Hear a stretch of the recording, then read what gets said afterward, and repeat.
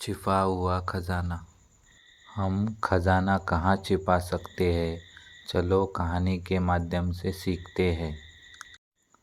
संगम गांव में एक किसान रहता था। उसका नाम श्यामलाल था।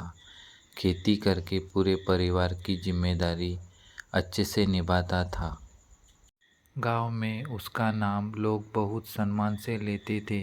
वो खुद के साथ दूसरे का भी भला सोचने वाला इंसान था। एक बार गांव में खेती के लिए पानी कम पड़ रहा था। श्यामलाल के पास खेती के लिए खुद का कुआं था। तब पानी सब किसानों को श्यामलाल ने दिया और उनकी खेती को बर्बाद होने से बचाया। ऐसी छोटी बड़ी मुसीबत गांव में आने पर श्यामलाल गांव की मदद करता था।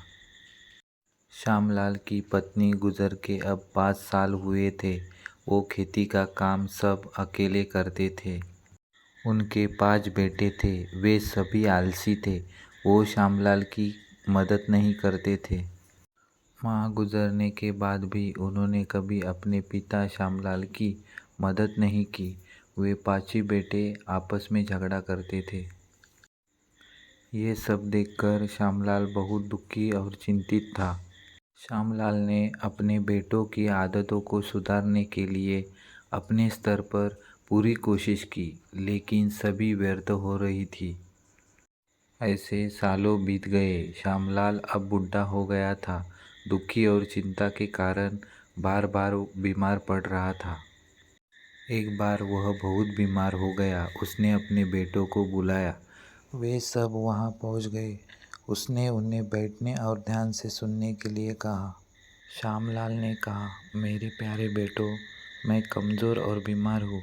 मैं किसी भी क्षण मर सकता हूँ। एक राज की और फ़ायदे की बात बताता हूँ।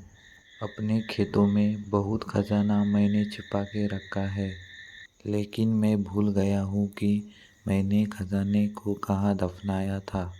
तुम सब भाई एक साथ मिलकर छिपा हुआ खजाना ढूंढो और आराम से और खुशी से जियो। मेरी मृत्यु के बाद उस खजाने को ढूंढो। और 2 दिन बाद किसान की मौत हो गई।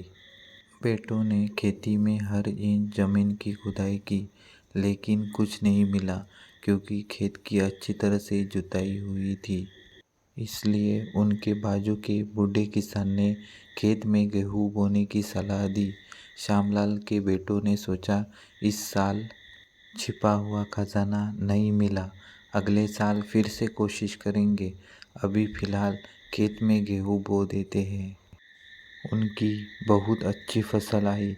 गेहूं बेचकर उन्हें बहुत पैसा मिला। अब वे समझ गए थे कि उनके पिता का क्या मतलब था। यह वास्तव में छिपा हुआ खजाना ही था। उस दिन से उन्होंने कड़ी मेहनत की। उन्होंने खुद का नाम और पिता श्यामलाल का नाम रोशन किया और एक खुशहाल जीवन जिया। नैतिक कोई काम नहीं तो कोई लाभ भी नहीं। कहानी देखने और सुनने के लिए आपको दिल से धन्यवाद।